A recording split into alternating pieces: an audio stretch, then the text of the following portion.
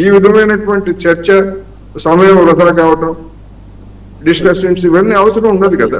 అందుకని కోటేశ్వరరావు గారు, sorry for interruption, లేదు అనుకుంటే రాహుల్ గాంధీ మీద వచ్చినట్టు హరీష్ రావు కూడా ఎవరైనా గర్ల్ ఫ్రెండ్ ని తీసుకుపోయినా అని చెప్పండి. ఎవరికైనా వర్తిస్తుందండి అది నేను అనేది. అందుకని ఒక దగ్గర ఒకరితో ఆగదు, ఎవరికైనా వర్తిస్తుందండి నేను చెప్తుంది. అందుకని ఇవన్నీ వచ్చినాయి కదా. శివకుమార్ గారు అంటే ఇప్పుడు Rahul Gandhi girl friend ruling అవి జరిగాయి కదా రాహుల్ గాంధీ గురించి. అందుకని ఎవరి మీదైనా వస్తుంది. ఒకసారి రాహుల్ గాంధీ ఏం చేసిందనే శివకుమార్ అన్న చెప్తున్నారు అన్నమాట.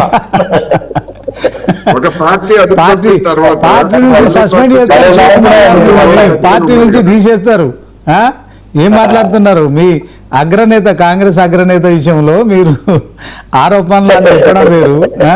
అంత పెద్ద నాయకులు, ఇప్పుడు ఆయనేమో జాతీయ నాయకుడు, ఈయనేమో బీఆర్ఎస్ లో చర్చ పెట్టి మనం గమనంలో ఉంచుకోవాలి. చర్చ పెట్టడానికి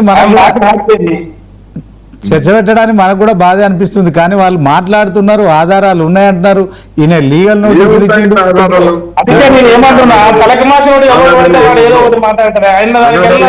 తలకు మాసిన వాళ్ళు మాట్లాడితే మనం పట్టించుకోము. ఉపేంద్ర గారు, క్షుద్రపూజకి ఆధారాలు ఏముంటాయి? ఏముండవు. ఏముంటాయి?